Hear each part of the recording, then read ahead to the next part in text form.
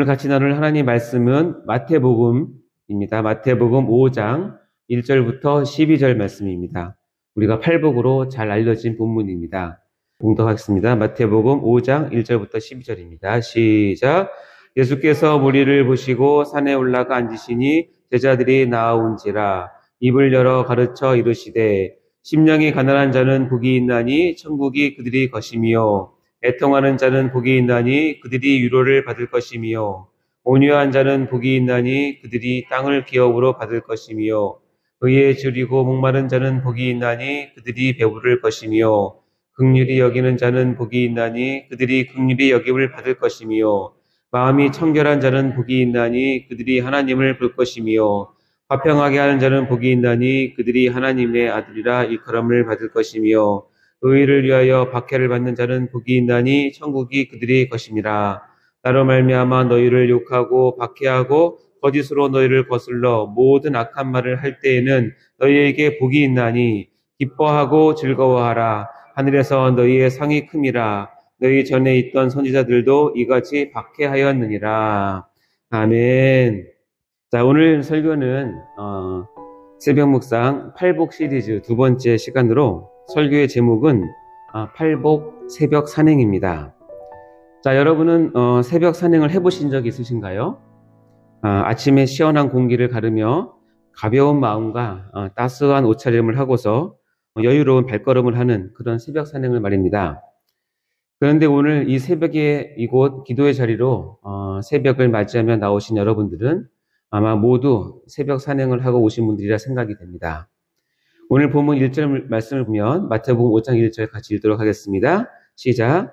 예수께서 무리를 보시고 산에 올라가 앉으시니 제자들이 나아온지라. 아멘. 이 말씀처럼 오늘 이 새벽에 이 강단으로 나오신 우리들을 주님께서 제자로 받아주시고 그리고 부드러운 음성으로 직접 전해주시는 생생한 말씀이 우리 귀에 들리기를 간절히 소망합니다. 새벽 산행 중에 만난 예수님이라 얼마나 행복할까요? 우리 모두가 새벽 산행을 하면서 예수님 만나시기를 간절히 소망합니다. 따라서 이 새벽의 팔복 시리즈는 새벽 산행을 하듯이 새벽 숲을 산책하면서 잔잔한 감동으로 오늘 하루를 시작하는 그런 시간이 되시길 바랍니다. 자, 그럼 오늘 이 은혜수로 들어가 보기 위해서 다음 세 가지 제목으로 팔복 새벽 산행을 열어보도록 하겠습니다. 첫 번째 제목은 입을 열어 가르치시는 예수님입니다. 두 번째는 팔복이 아니라 구복 아닙니까? 라는 제목입니다. 세 번째는 팔복 제대로 읽어보기입니다. 자, 오늘 이 시간 주님의 부드러운 음성으로 팔복을 들어보시고 우리 영혼을 깨우는 상쾌한 피톤치드 같은 그런 말씀이 사랑하는 성도님들 한 사람 한 사람 위에 임하여 주시기를 주님 이름으로 축원합니다. 자, 첫 번째, 입을 열어 가르치시는 예수님이십니다. 먼저 본문 2절을 같이 읽도록 하겠습니다. 같이 읽겠습니다. 시작. 입을 열어 가르쳐 이르시되. 예, 굳이 이 2절 말씀은 여기에 적어놓지 않더라도 팔복을 설명하는 데는 큰 지장은 없어 보이는 것처럼 보입니다. 문맥상 본문의 표현이 없더라도 내용의 전달에는 아무런 지장이 없어 보인다는 뜻입니다. 그런데 여기에서는 무엇인가를 강조하는 것을 우리가 엿볼 수 있습니다. 입을 열어 라는 표현은 신약이나 구약에서 전통적으로 앞으로 선포될 말씀이 매우 중요한 내용을 지녔다라는 것을 암시하는 역할을 한다고 합니다. 특히 구약에서 사용되는 입을 열다, 즉 파타흐페라는 표현은 그 말이 우발적으로 나온 말이 아니라 화자의 신념이나 굳은 의지를 강조하는 의미를 지닙니다. 따라서 오늘 본문에서는 바로 예수님께서 입을 열어 가르치셨다라고 하였으며 그 가르치신 내용이 바로 우리가 같이 나누게 될 팔복이라는 것이죠. 그런데 우리가 여기서 한 번 더 생각해 볼 것이 있습니다. 하나님이신 예수님께서 굳이 입을 열어 가르쳐야만 했냐는 것입니다. 하나님은 전능하신 하나님이십니다. 따라서 성자 예수님께서 당신의 입을 여는 수고를 하지 않으시고 그냥 야 너희들 알아서 깨달으라 라고 하시면 예수님께서 굳이 입을 열어 가르치지 않으셔도 수많은 무리들, 특히 예수님의 제자들은 자동적으로 그 마음에 커다란 깨달음과 교훈을 얻을 수도 있었을 것입니다. 그런데 예수님은 그렇게 하지 않으셨습니다. 예수님은 친히 입을 여는 것을 통하여 귀한 복음의 진리를 선포하시고 팔복을 드러내기를 원하신 것입니다. 이것이 미련한 방법처럼 보일지라도 하나님께서 그렇게 하시기로 정하신 방법입니다. 고린도전서 1장 21절에는 이런 말씀이 있습니다. 한번 들어보십시오. 하나님의 지혜에 있어서는 이 세상이 자기 지혜로 하나님을 알지 못하므로 하나님께서 전도에 미련한 것으로 믿는 자들을 구원하시기를 기뻐하셨도다. 아멘. 여기서 전도는 1차적으로는 설교나 복음 선포를 뜻하는 것입니다. 예수님께서 친히 결정하신 방법은 무엇이냐면 입을 열어 가르치는 것입니다. 따라서 우리도 예수님을 본받아 하나님의 복음, 진리의 말씀을 주변의 이웃들에게 입을 열어 가르쳐야 할 것입니다. 그럴 때 하나님의 복음이 그리고 하나님의 나라가 전파될 것입니다. 사랑하는 성도 여러분, 주님께서 그리 하셨듯이 이제 우리도 입을 열어 가르치는 일에 게으름이 없으시기를 주님의 이름으로 축복합니다.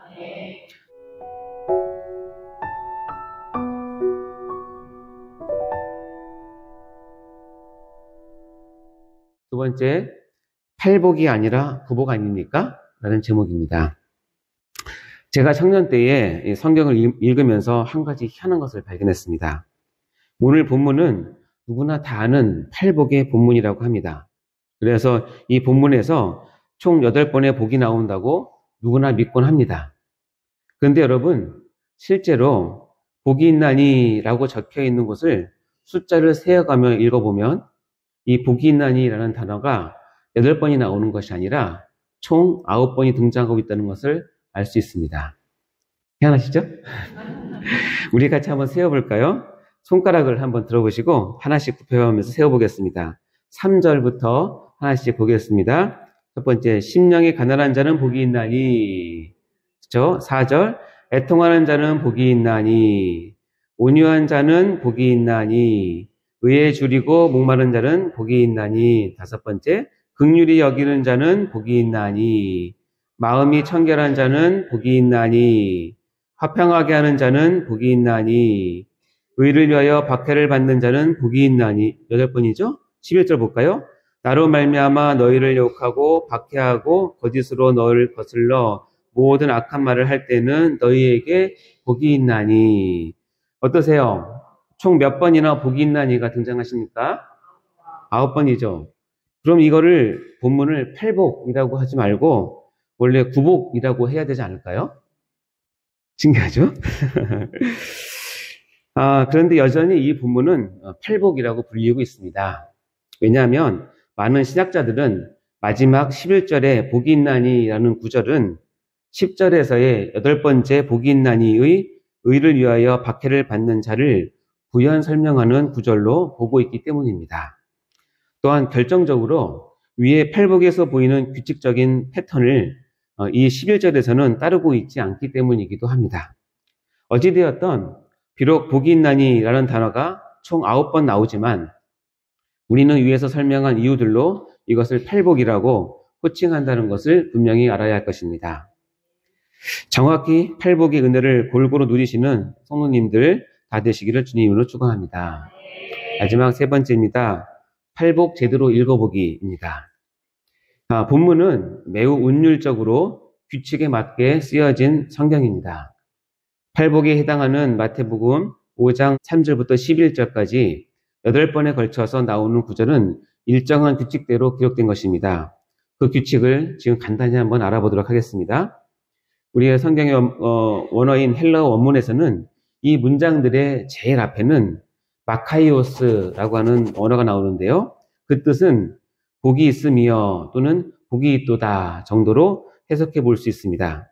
즉 축복의 선언이 각 문장의 제일 앞에 자리를 잡고 있는 것입니다.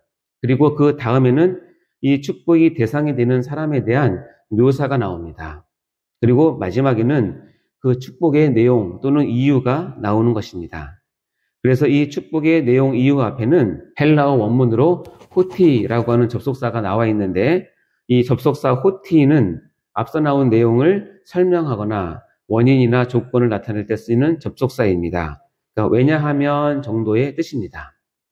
이 규칙에 의거해서 오늘 본문을 헬라의 원어에 맞게 직역해서 읽어보면 우리가 다음과 같습니다. 이렇게 읽어보는 것이 오늘 팔복 새벽 산행을 하는 우리에게 신선하고 또 새로운 영적 감각으로 팔복을 보게 하는 감동을 얻을 수 있을 것입니다. 제가 한번 원문에 충실해서 읽어볼 텐데요. 여러분은 성경을 보시면서 눈으로 한번 따라 보시기 바랍니다. 먼저 3절에 보면 원문은 순서는 이렇게 되어 있습니다. 복이 있으며 또는 복이 있도다, 마카이오스죠. 복이 있으며 심령이 가난한 자는 왜냐하면 호티죠. 천국이 그들의 것이기 때문입니다. 이것이 원래 원문입니다. 다음 읽어보겠습니다. 복이 있으며 애통하는 자는 왜냐하면 그들이 유래를 받을 것이기 때문입니다. 복이 있으며 온유한 자는 왜냐하면 그들이 땅을 기업으로 받을 것이기 때문입니다. 복이 있으며 의에 줄이고 목마른 자는 왜냐하면 그들이 배부를 것이기 때문입니다. 복이 있으며 긍휼히 여기는 자는 왜냐하면 그들이 긍휼히 여김을 받을 것이기 때문입니다. 복이 있으며 마음이 청결한 자는 왜냐하면 그들이 하나님을 볼 것이기 때문입니다. 복이 있으며 화평하게 하는 자는 왜냐하면 그들이 하나님의 아들이라 일컬음을 받을 것이기 때문입니다. 마지막입니다. 복이 있으며 의를 위하여 박해를 받는 자는 왜냐하면 천국이 그들의 것이기 때문입니다. 아멘. 어떠신가요? 좀 새롭게 다가오지 않으신가요? 이와 같이 팔복은 심령이 가난한 자로부터 시작을 해서 점차 한 단계 높아지는 것을 알 수 있습니다. 재작년에 담임 목사님께서 이 부분을 이제 설명하시기를 우리 작년 수련회 때죠. 주님께서 말씀하신 팔복은 분명한 영적, 논리적 순서가 있다고 하셨습니다. 개인의 심령으로부터 시작한 팔복은 한 단계씩 신앙생활의 수준을 높여서 나중에는 공동체를 위한 것으로 확대되면서 의를 위하여 핍박을 받는 것이 가장 높은 수준의 단계라고 설명해 주셨습니다.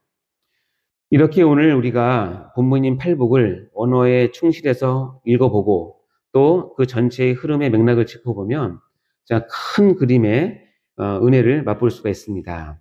이제 다음 시간부터 그 하나하나 팔복의 내용이 들어가서 세밀히 그 의미들을 살펴볼 때에 하나님께서 우리에게 큰 은혜를 부어주셔서 팔복의 진수를 맛보는 우리 모두가 되기를 주님의 이름으로 간절히 소망해 봅니다. 이제 설교를 마무리하려고 합니다. 2000여 년 전에 이 팔복의 가르침을 받기 위해 팔복산을 오르던 제자들을 한번 상상해 보시기 바랍니다. 예수님께서 그들을 맞이하시면서 입을 열어 이 팔복의 진수를 하나씩 그 제자들에게 가르치는 그 모습은 오늘 우리가 상상만 해도 가슴이 벅차고 흥분되는 것을 감출 수가 없습니다. 오늘 이 새벽에 팔복 새벽 산행을 하러 오신 사랑하는 성도님들, 이제 팔복의 전체적인 결과를 2시간에 걸쳐 같이 나누었으니 다음 시간부터 선포될 팔복 하나하나를 예수님께로부터 직접 듣는 듯한 은혜를 꼭 누리시기를 주님의 이름으로 축원합니다. 같이 기도하시겠습니다. 하나님 아버지 감사합니다. 영적으로 눈이 어둡고 무지하고 아둔한 저희들을 사랑하사 친히 주님께서 말씀을 열어 생명의 말씀을 또한 친히 가르쳐 주시니 진심으로 감사드립니다.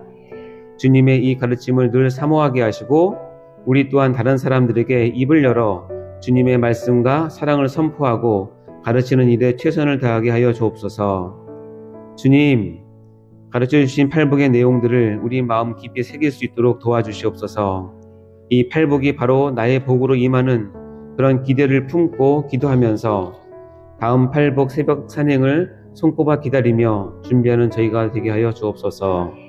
감사드리며 입을 열어 팔복을 제자들에게 가르쳐 주신 우리 주 예수 그리스도 이름으로 기도하옵나이다. 아멘.